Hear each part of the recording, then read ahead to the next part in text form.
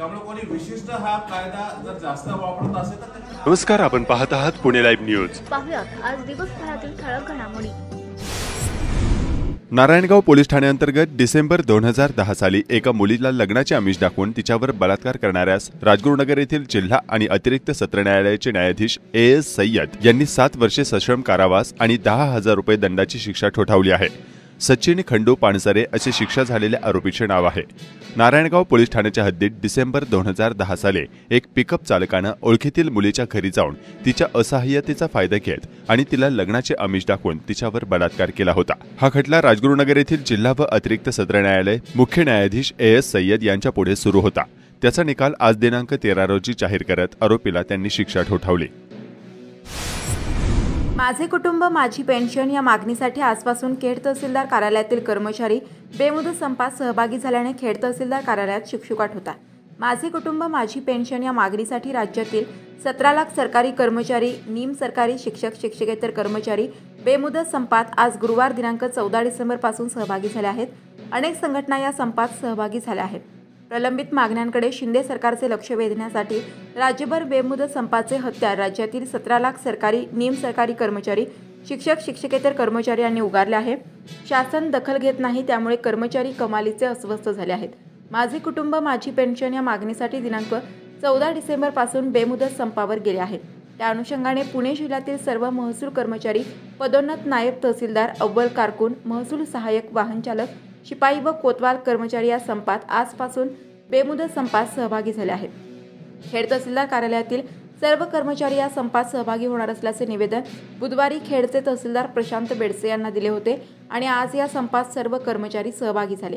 आज महसूल कर्मचारी संपावर गेल्याने तहसीलदार कार्यालयात शुकशुकाट होता। मात्र ग्रामीण भागातील नागरिकांना संपाची कल्पना नसल्याने ते तहसीलदार कार्यालयात विविध प्रकारचे दाखले घेण्यासाठी आले होते। त्यांना मात्र याचा मोठा फटका बसलाय। महसूल कर्मचारी संपात सहभागी असल्याने नागरिकांची अनेक कामे रखडणार आहेत। शासकीय कर्मचाऱ्यांच्या बेमुदत पुकारलेल्या संपामुळे उद्यापासून ठेवण्यात आलेल्या सुनावणीच्या तारखा महसूल विभागात होणार नसल्याचे प्रशासनाने कळवले आहे। दरम्यान सायंकाळी उशिरा संप मिटल्याचे जाहीर करण्यात आल्याने कामकाज शुक्रवार 15 डिसेंबर पासून पुन्हा पूर्ववत सुरू होण्याची नागरिकांना अपेक्षा आहे। खेडचे उपविभागीय अधिकारी तथा प्रांताधिकारी जोगेंद्र कटारे यांच्याकडील चक्राकार मार्ग भूसंपादन कार्यभार काढून घेतल्याच्या चर्चा समाज माध्यमात सुरू आहेत। याबाबत आमदार दिलीप मोहिते पाटील यांनी विधानसभा अधिवेशनात केलेली चौकशी मागणी तसेच वकील बार असोसिएशन आणि सामाजिक कार्यकर्ते बाळासाहेब चौधरी यांनी तक्रारी केल्या होत्या। त्यानंतर ही कारवाई झाल्याचे बोलले जात आहे। दरम्यान 1 महिन्यात अंदाजे 350 कोटी रुपये संपादन संमती देणाऱ्या बाधित शेतकरी यांच्या बँक खात्यात जमा करून गतिमान कारभार उपविभागीय अधिकारी खेड यांनी बाधित शेतकरी यांना दाखवून दिला। तोच त्यांना मारक ठरला असे प्रशासनातीलच लोक दबक्या आवाजात बोलत आहेत। दरम्यान आता पुण्यात शेतकरी वर्गाला भूसंपादन आणि अन्य कार्यवाहीसाठी जावे लागले तर या शेतकरी विरोध करण्याची शक्यता वर्तवली जात आहे। ज्यांच्याकडे आता हा कार्यभार जाणार त्यांच्यावर देखील आरोप झाल्यास यातील क्लिष्टता आणखी वाढण्याची भीती आहे। तसेच तहसीलदार खेड यांचा कलम 155 केस कार्यभार काढून पुण्यात दिला असल्याची देखील चर्चा असून नक्की खेडच्या महसूल विभागात काय सुरू आहे असा प्रश्न सामान्य नागरिकांना पडलाय।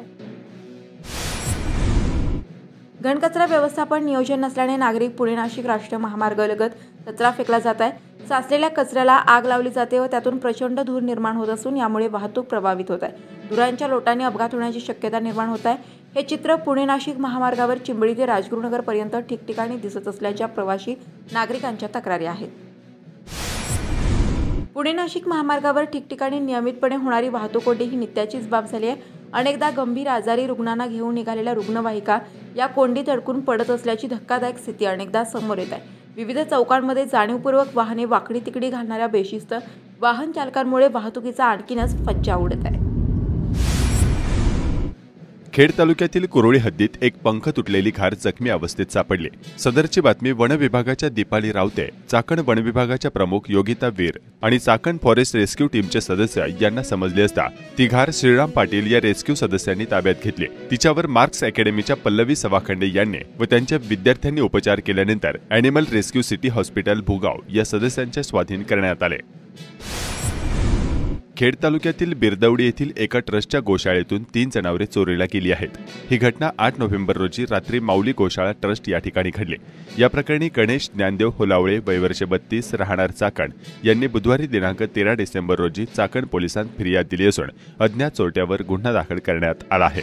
सदरच्या गोशाळेतून चोरट्यांनी 2 म्हशी आणि 1 गाय अशी 50,000 रुपयांची 3 जनावरे चोरून नेली। हा प्रकार उघडकीस आल्यानंतर हुलावळे यांनी चाकण पोलीस ठाण्यात फिर्याद दिली असून पोलीस पुढील तपास करत आहेत। भानोबाची कोयाळी तालुका खेड येथील भानोबा देवाची यात्रा यंदाही उत्साहात संपन्न झाली। राज्याच्या कानाकोपऱ्यातून देवाच्या दर्शनासाठी आलेल्या लाखो भाविकांना देवदानवामधील युद्धाचा थरार पाहावयास मिळाला। देवाचा अभिषेक, ओलांडा, पोवाडा आदी विविध धार्मिक कार्यक्रमांचे आयोजन करण्यात आले होते। 150 वर्षांपूर्वीच्या एका युद्धाच्या आख्यायिकेनुसार कोयाळी गावाच्या यात्रेत दरवर्षी देवदानव युद्धाचा थरार पाहायला मिळतो। महाराष्ट्राच्या विविध भागातून आलेले हजारो भाविक यात्रेत सहभागी होत असतात।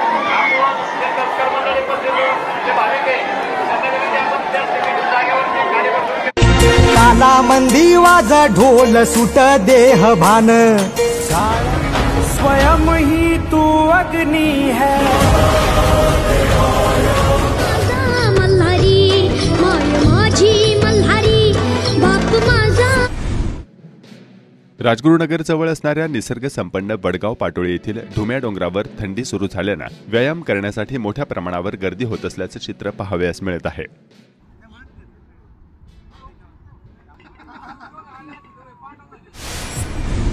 राजगुरुनगर कामगार कृती समितीच्या वतीने रविवारी 17 डिसेंबर रोजी रक्तदान शिबिर आणि नेत्र तपासणी शिबिराचे आयोजन करण्यात आले आहे। खेड बाजार समितीच्या सभागृहात हे शिबिर होणार आहे। 14 डिसेंबर 2023 रोजी पुणे पुस्तक महोत्सव अंतर्गत खेड तालुक्यातील कोहिंडे बुद्रुक विद्यालयात पुस्तक महोत्सव साजरा करण्यात आला। चाकण येथील ज्येष्ठ सामाजिक कार्यकर्त्या श्रीमती ताराबाई मुरलीधर झगडे वय वर्ष 86 यांचे वृद्धपकाळाने निधन झाले। चाकणमधील उद्योजक योगेश चंद्रकांत झगडे व नगरसेवक ऋषिकेश चंद्रकांत झगडे यांच्या त्या आजी होत। खेड बाजार समितीच्या आवारात अनेकदा गुरांच्या व्यापाऱ्यांवर कारवाया केल्या जातात। त्याबाबत गुरांच्या व्यापाऱ्यांनी 2 दिवसांपूर्वी बाजारात बंद ठेवत निषेध नोंदवला होता। त्यानंतर आज गुरुवारी 14 डिसेंबर रोजी खेड बाजार समितीच्या सभागृहात गुरांचे व्यापारी, शेतकरी, गोरक्षक संघटनेचे पदाधिकारी आणि पोलीस यांची बैठक झाली।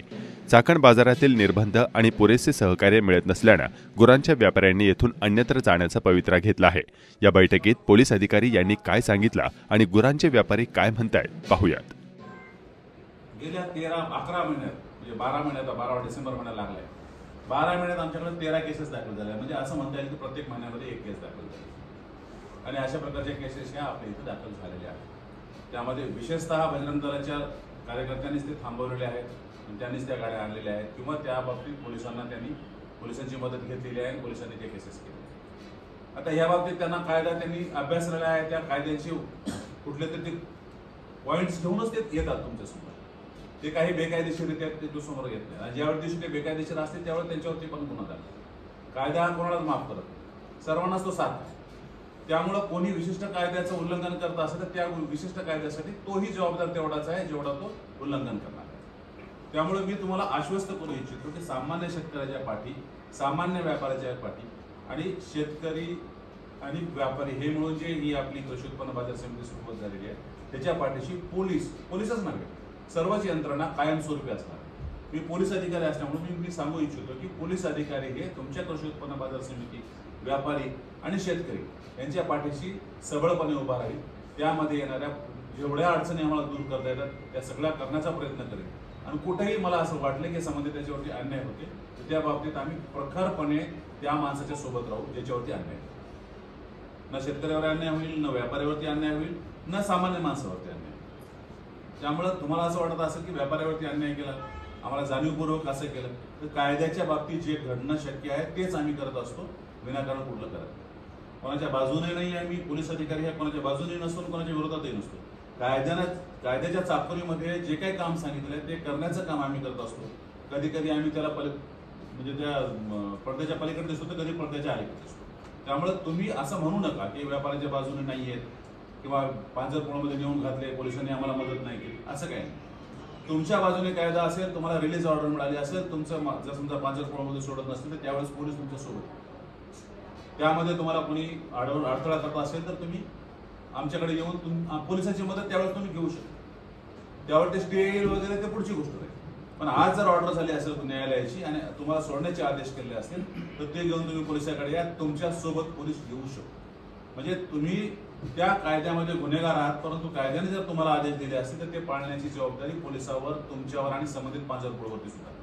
त्यामुळे तिथं काही माफ करण्याचं काही कारण. दुसरी गोष्ट आहे की तुम्ही सांगितलात की बाकड म्हशीच्या बाबतीत किंवा गायीच्या बाबतीत. मला एक सांगा, कायदा असं सांगतो का की गायीचा व्यापार करता येणार नाही, खरेदी आणि विक्री करता येणार नाही? काय कृषी उत्पन्न बाजार समितीत सांगितलंय का की गाय विकत घेता येणार नाही आणि गाय विकता येणार नाही? पशुमध्ये गाय सुद्धा आहे, फक्त गायीचं मांस किंवा गो प्रजनन जे झालेले आहे, गाय असेल बैल असेल, त्याचे मांस तुम्हाला विक्री करता येणार नाही. त्याचा मांसासाठी त्याचं काही खरेदी विक्री करता येणार नाही किंवा तिचा खाटी जे कापतात त्याला ते करता येणार नाही. हे एक कायदा, गो संरक्षण कायदा. त्यामुळं गायीचा वंश खरेदी विक्री बद्दल कुठलंही तुम्हाला बंधन नाही. तुम्ही गाय खरेदी करू शकता, गाय विक्री करू शकता. मला तर असं म्हणाय, तुमचं काही आहे का? पुरेशी आम्ही आज इथं चाकण मार्केटमध्ये मीटिंग ठेवली होती. आमचे काही म्हशी धरले होते, त्यासाठी आम्ही इथं मीटिंग आज होती. सभापतींनी आम्हाला बोलवून घेतला होता. पण आज आमचे काय प्रश्न आम्ही जे मान्य आमचे केले नाही आहे आणि मार्केटनी आम्हाला काही रिस्पॉन्स दिलेला नाही आहे. आम्ही आज आम्ही लाखो रुपयाचा माल घेतो. आज आमची 3.5 ते 4 लाखाची म्हशीची गाडी होती. 10चा परमिट होता, 10चा परवाना आमची म्हशीला गाडीला होता. एक म्हैस आमची जास्त असताना आमच्यावर दंड नाही फाडलं, तिने डायरेक्ट गाडीवर कारवाई करण्यात आली आणि आमची काही सुनवाई होत नाही. त्याच्यामध्ये आम्हाला काही सहकार्य भेटलं नाही आणि त्याकरता आम्ही आता चाकण मार्केट बंद करण्याचा आम्ही निर्णय घेतला आहे. चाकण मार्केट बंद करणार का तुम्ही येणार नाही? चाकण मार्केटला आम्ही येणार नाही, माल घेणार नाही. आम्ही मोशी मार्केटला बाजार भरवणार आहे. आता आम्ही इथं माल घेणार नाही, कारण की आमच्या मालाला काही सिक्युरिटी नाही. त्याला बोलवले होता, सभापती आले नाही इथं बैठकीला. आम्हाला नुसतं आश्वासन भेटला की तुम्हाला तुमच्या सगळ्यांना न्याय होणार, पण आमच्या सगळ्यांना न्याय झाला नाही. त्यासाठी आम्ही बाजार बंद ठेवणार आहे आणि मोशीचा आम्ही बाजार भरवणार आहे. आम्हाला निलेश साहेब लोखंडे मार्केट यार्डचे जे अधिकारी आहे आणि त्यानंतर महेशदादा लांडगे आमचे आमदार, त्यांनी आम्हाला म्हणले की तुमच्या मार्केटमध्ये मोशी मार्केटला काही तुम्हाला अडचण आली, आम्ही तिथं उभं राहणार आहे आणि आम्ही इथं चाकणचा बाजार बंद करून मोशीला बाजार आम्ही प्रयत्न करणार, तिथं बाजार चालू करणार. मीटिंग बोलवण्यात आली होती, पण व्यापाऱ्याला याच्यामध्ये कुठलाही न्याय मिळाला नाही. त्या गाड्या 5 जमा झाल्या. दुसरी गोष्ट, मीटिंगमध्ये चाकणचे आपले PI साहेब होते आणि सभापती काय हजर नव्हते. अजून व्यापाऱ्यांवरती इथं म्हणजे कुठलीही सेफ्टी नाही मारायला खरेदी विक्रीबद्दल. तर आम्ही असं ठरवलं की बुवा ह्या चाकण मार्केटमध्ये माल खरेदी विक्री करण्याचं बंद केलं आम्ही शनिवारपासून.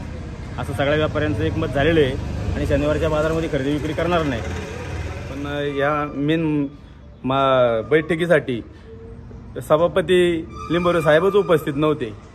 आता त्यांनी असं सांगितले, आश्वासनं दिलेली आहे आम्हाला व्यापाऱ्यांना, पण आम्हाला नाही वाटत की हे आश्वासनातून आमचं समाधान होईल.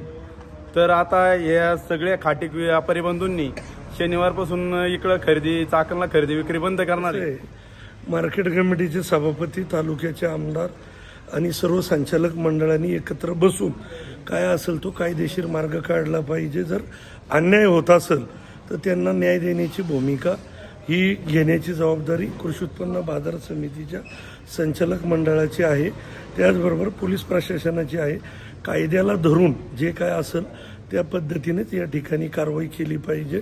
कोणी जर कायदा हातामध्ये घेऊन कारवाई जर करत असेल तर ते चुकीचं आहे आणि ते बेकायदेशीर आहे. अशा लोकांना चाप बसण्यासाठी पोलीस प्रशासन आणि कृषी उत्पन्न बाजार समितीचे सभापती, संचालक यांनी या ठिकाणी निर्बंध आणला. आज बाजार समितीमध्ये व्यापारी, चाकण पोलीस स्टेशनचे PI आणि बाजार समितीचे सर्व संचालक यांच्यामध्ये आपण एक समन्वयाची एक मीटिंग ठेवली होती. कारण काही संघटनांकडून जे व्यापाऱ्यांना त्रास होतो, हा त्रास होऊ नये यासाठी आपण एक समन्वय गाठून एक मीटिंग ठेवली होती. त्याची मीटिंग आज पार पाडली. त्या मीटिंगमध्ये PI साहेबांनी असं आश्वासित केले की कायद्याच्या दृष्टीने कायद्याला धरून सर्वांनी व्यापार व्यवसाय करावा आणि त्याला कुठल्याही प्रकारचं येणार नाही. त्याला संपूर्ण पोलीस स्टेशन, त्याला पोलीस यंत्रणा सहकार्य करेल आणि बाजार समिती सुद्धा व्यापाऱ्यांना सर्व सहकार्य करेल आणि कायद्याप्रमाणे सगळ्यांनी करावा, व्यापार करावा आणि त्याला त्या दृष्टीनं बाजार समिती संपूर्ण व्यापाऱ्यांना पाठिंबा देईल.